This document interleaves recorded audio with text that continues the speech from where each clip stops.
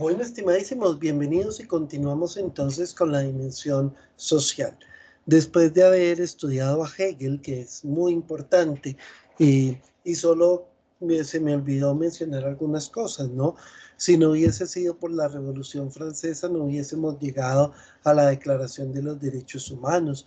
Si no hubiese sido por las conquistas, no hubiésemos llegado a los procesos de independencia y de construcción de estados eh, independientes, si no hubiese sido por la crisis que trajo, digamos, la aplicación cerrada completamente de los modelos del capitalismo a ultranza, no hubiésemos tenido el desarrollo de los estados sociales como el nuestro, que buscan proteger la dignidad del ser humano por medio de la recaudación de impuestos y darle condiciones de vida a los más vulnerables para poder garantizar el orden y al mismo tiempo para proteger la dignidad humana, por lo menos en las cosas más básicas, ¿no? Entonces, todo ha ido evolucionando gracias también a la antítesis y a la necesidad de superar los conflictos, los problemas en la historia. Y eso es una cosa espectacular, esquema del cual después se va a copiar, por ejemplo, Marx, colocándolo en una dialéctica histórica como tal. Bueno, entonces, ya visto esto, me interesa que empecemos a hablar de las formas de autoridad. Nosotros ya habíamos visto que para los clásicos la autoridad era entonces la posibilidad de estructurar la sociedad para garantizar la vida en comunidad y para que cada uno haciendo lo que le corresponde pueda aportar justamente al bien común. Posteriormente, con el pensamiento de Hobbes, se ve la necesidad de que la autoridad entonces entre a regular las libertades para garantizar el orden y el cumplimiento del pacto social y evitar entonces los conflictos. Posteriormente, con las posturas de Spinoza y con las posturas de Rousseau, vamos a llegar a comprender que el Estado no solo tiene una función de represión, sino que también debe brindar las herramientas para el desarrollo y la planificación del ser humano y para el crecimiento del ser humano. Y ya cuando se ponen a pensar de cómo debe ser esa autoridad, entonces empiezan a decir que no conviene que sea una sola cabeza porque se convierte en dictadura o tiranía, y por ende esto puede terminar rompiendo todos los pactos sociales por el capricho de uno solo. Y entonces empiezan a construir o a replantear otros modelos. Vuelve a aparecer, por ejemplo, la democracia representativa. Y además de eso se ve la necesidad de que no haya una sola cabeza, sino que sea una cabeza con tres cabezas, tricéfala, con los poderes ejecutivo, legislativo, judicial, cosa en la cual hay muchos autores como John Locke y otros. Sin embargo, a mí me interesa que nosotros, estimadísimos, empecemos a comprender algunas cosas. Lo primero, que somos seres sociales porque necesitamos de los demás. No podemos ser autosuficientes. En segundo lugar, que comprendamos que somos seres sociales porque tenemos la capacidad de comunicar y de aportar a los demás a partir de nuestras propias capacidades, de nuestra propia bondad, y que eso forma parte de nuestra tarea. Tercero, que aprendamos a ver al otro no como un enemigo, sino como alguien que nos ayuda y con el cual estamos llamados a construir una conciencia colectiva y con el cual estamos llamados a construir una sociedad cada vez mejor, aprendiendo de la historia, aprendiendo de los errores, aprendiendo de las eh, confrontaciones que podamos tener la capacidad de superarlas y de construir un mundo cada vez mejor, cada vez más humano y cada vez más desarrollado. Y cuando hablo de desarrollado no hablo de un tema tecnológico, sino que ojalá sea cada vez más humano y más centrado en el cuidar la dignidad de los demás y la propia. Pero además de eso, tenemos que empezar a descubrir la importancia de la autoridad. Que la autoridad no está puesta porque a alguien se le ocurrió, que la autoridad no está puesta porque sí, sino que la autoridad tiene una función esencial y es la de poder hacer cumplir el pacto social para evitar una guerra o un conflicto en el cual todos terminaríamos perdiendo y además de eso para poder brindar oportunidades para que el individuo pueda desarrollarse y aportar a su vez a la sociedad. Entonces la autoridad tiene un papel fundamental, evita conflictos y permite o posibilita el desarrollo. Si nosotros entramos a modelos de autoridad, podríamos al mismo tiempo entrar a preguntarnos por los modelos de liderazgo. Y es muy importante, chicos, que en esto tengan presente que en el parcial van a tener que consultar distintos modelos de liderazgo. Hay un montón de liderazgos que se hablan hoy en día, hay más de 15 modelos funcionando. Sin embargo, yo voy a referirme a los tres más clásicos. El primero es el modelo de autoridad, que se centra en algo muy interesante, y es que por medio del ejemplo y de la coherencia, tratamos de ganar el respeto y la admiración de los demás, no para sentirnos reconocidos, sino para que los demás entren en la misma sintonía que nosotros y se adhieran al proyecto. Esas son las autoridades, digamos, o los modelos de autoridad más importantes de un liderazgo asertivo, en donde el líder convoca, en donde el líder comunica el objetivo, en donde el líder se encarga de sensibilizar a todos frente al objetivo, en donde el líder logra una adhesión de los demás y en donde el líder está pendiente de las necesidades de cada uno para poderle ayudar en su proceso para que logremos el objetivo y al mismo tiempo tiene la capacidad de captar la riqueza y la grandeza de cada uno para que la ponga al servicio justamente del objetivo común. Por otro lado, hay otro que es el modelo de poder, que se centra en la fuerza para poder despertar el miedo y con el miedo poder garantizar la obediencia, que es el líder autoritario, que es el que proponía Maquiavelo en su obra El Príncipe, en donde decía que el príncipe tiene que ser temido antes que amado, porque si es temido le obedecen, pero si es amado se la montan. Ahora bien, si nosotros hablamos de la necesidad de una autoridad, ya estamos hablando de una estructura social, es decir, ya estamos hablando de alguien que regula la sociedad y de un cuerpo que es la sociedad misma que puede estructurarse de diversas maneras. De alguna manera podríamos decir que a lo largo de la historia se han construido algunos modelos de sociedad. Dentro de esos modelos de sociedad, el más clásico y el más conocido, pues es el modelo piramidal. ¿En qué consiste el modelo piramidal? Pues en una pirámide en donde en la parte superior está el gobernante, después de eso va cambiando de nombre de acuerdo pues a la historia. Entonces en algún momento se le llamó faraón, después se le llamó emperador, después se le llamó rey, después se le llamó presidente, después de la cabeza venían otras partes que en un momento se llamaba los filósofos, en otro momento se llamó los terratenientes o los señores feudales, en otro momento se llamó la burguesía y ahorita la llamamos pues que la clase alta. Después estaba la parte de los guerreros en la antigüedad, que hoy en día pues lo llamamos las Fuerzas Armadas. Después de eso venía la clase obrera, que en la antigüedad se llamaban los artesanos, en campesinos también, Ya en la Edad Media pues eran sobre todo los campesinos y los agricultores, y ya posteriormente con el desarrollo pues de toda la técnica, la industria, entonces vienen los trabajadores, ¿no?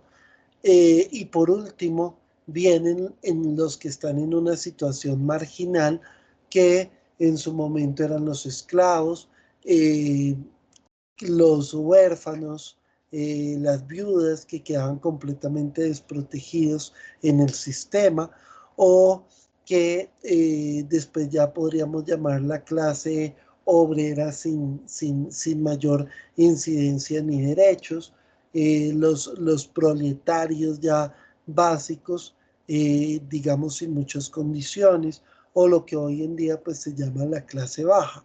Entonces, de esa manera se estructura la pirámide. Existieron otros modelos.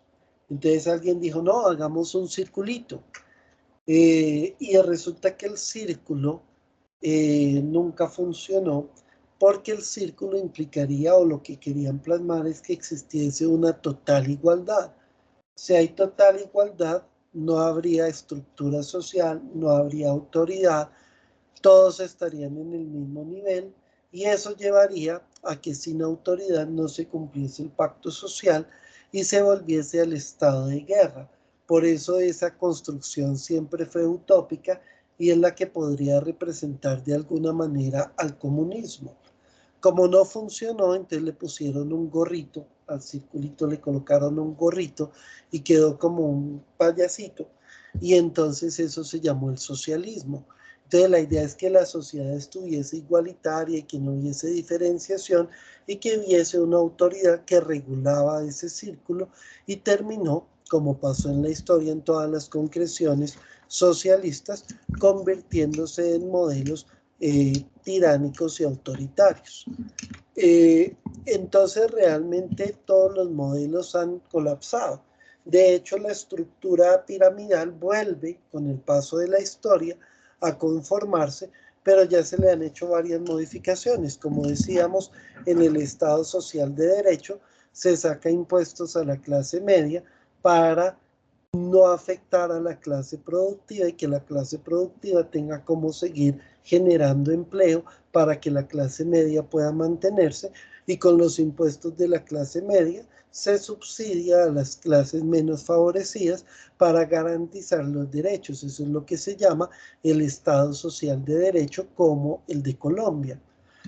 El grave problema, y es la crisis en la que estamos con el estallido social, que no solo pasó en Colombia, sino que también pasó en Chile, y también pasó en Francia, y también está pasando en España, y también pasó en Ecuador, y también pasó en Argentina, es que ya la clase media se ha reducido, porque muchos de la clase media han caído a la clase baja, y ya no pueden con la carga tributaria, porque seguirían cayendo de la pirámide.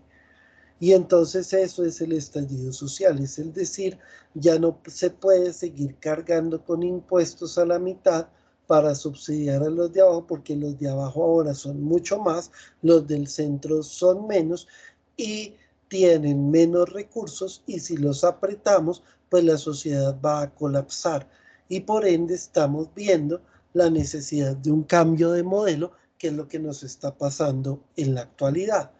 Entonces, una de las cosas que yo antes les pedía, pero que ya en este momento no lo hago, porque algunos me decían, pero eso es más político y esto es más una ética profesional, pero es importante pensarles, bueno, cómo construir un modelo social entonces que nos funcione, ¿sí? Para poder seguir garantizando algunas cosas a la clase baja sin destruir a la media, y que no se frene la productividad. Ese es el desafío que hay ahorita, no en Colombia, en el mundo entero, y más con la situación de pandemia que generó una recesión económica muy significativa. Entonces, eso es, digamos, lo que yo quería antes que ustedes pensaran, cómo construirían una sociedad ideal. Algunos podrían decir, no, coloquemos la estructura patas arriba, es decir, démosle la vuelta a la pirámide, como uno lo ve a veces en ciertos grafitis. Los de abajo vamos por los de arriba, listo, démosle la vuelta a la pirámide. ¿Qué pasaría? Ustedes se imaginan una sociedad, una empresa en donde haya 100 gerentes y un operario, sería un caos, porque esos 100 gerentes entrarían en un conflicto entre ellos y se volvería el estado de guerra, y suponiendo que se pongan de acuerdo, entonces resulta que solo hay uno produciendo y no va a alcanzar a producir lo que una sociedad necesita para subsistir, por ende va a colapsar. Eso quiere decir que las necesidades básicas son más numerosas que las necesidades de gobierno y por ende tienen que estar garantizadas. Lo que pasa es que pueden mejorarse las condiciones, que es otra cosa que está pasando a nivel mundial.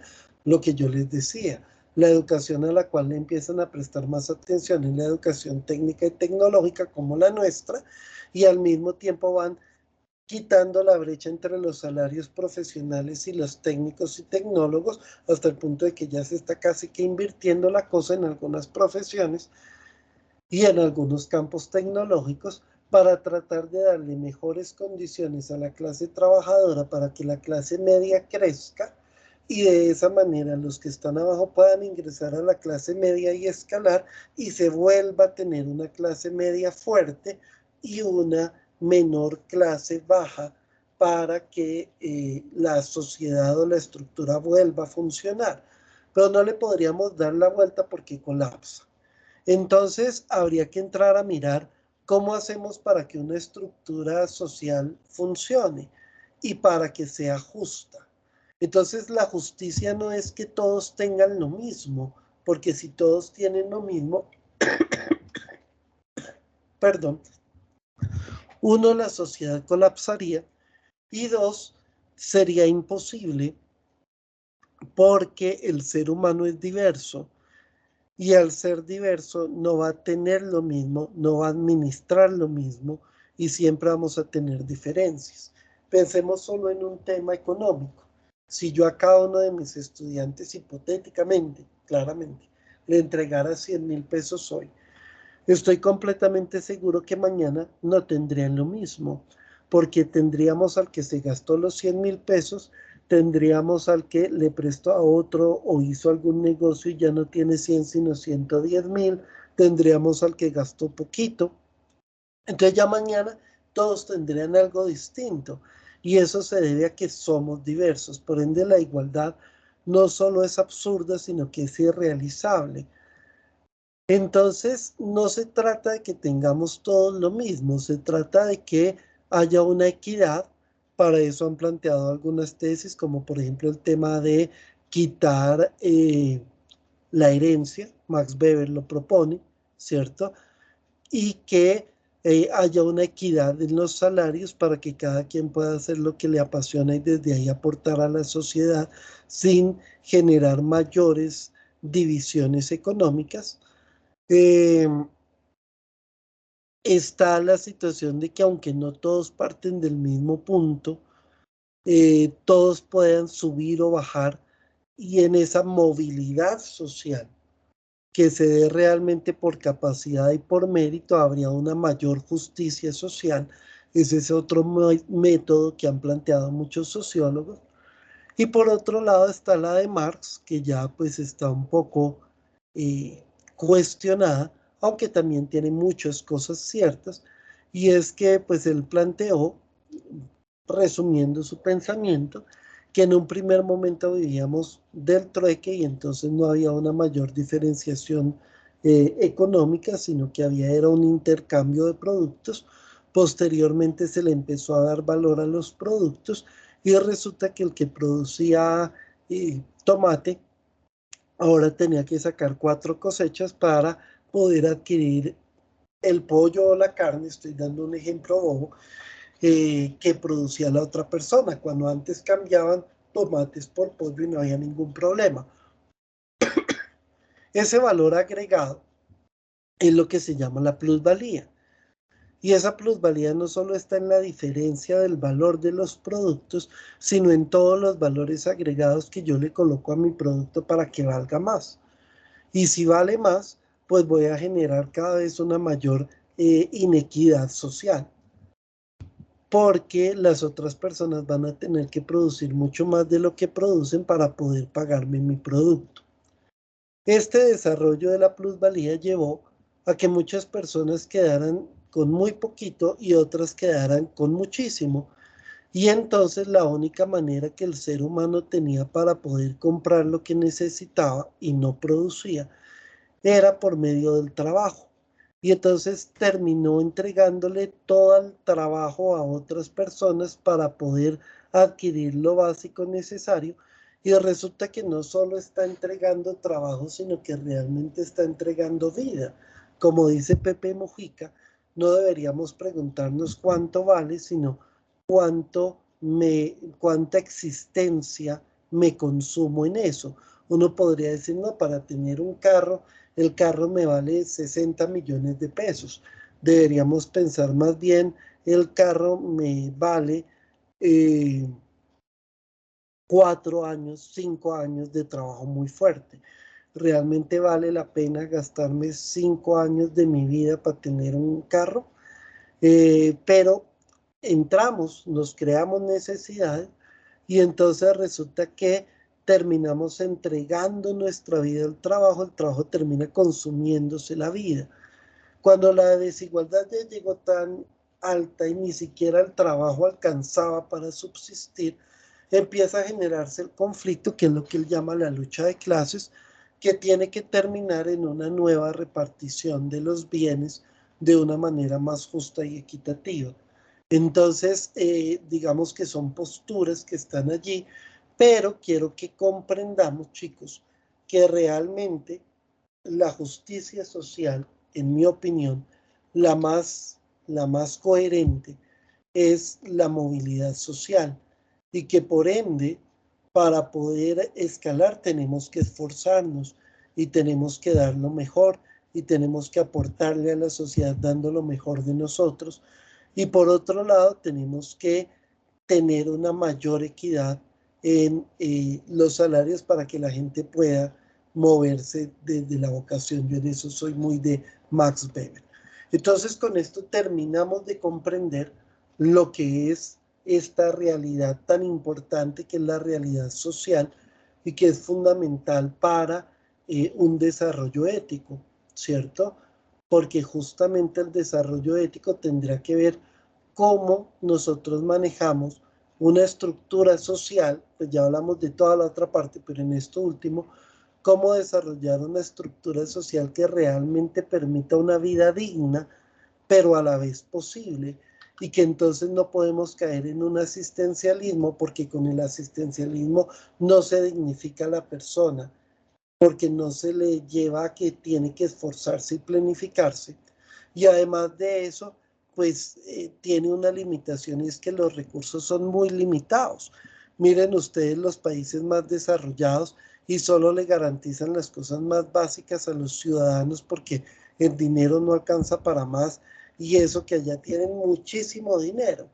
Entonces, yo creo que la cosa está en que todos tenemos que trabajar, todos tenemos que esforzarnos, todos tenemos que aportar, no debe haber nada regalado salvo en excepciones realmente fuertes, pero al mismo tiempo debe haber una equidad salarial y debe haber espacio para que las personas puedan realizarse aportando desde lo que aman y desde lo que les gusta. Estimadísimos, un abrazo, cuídense mucho y nos vemos para el próximo tema, que es la dimensión afectiva.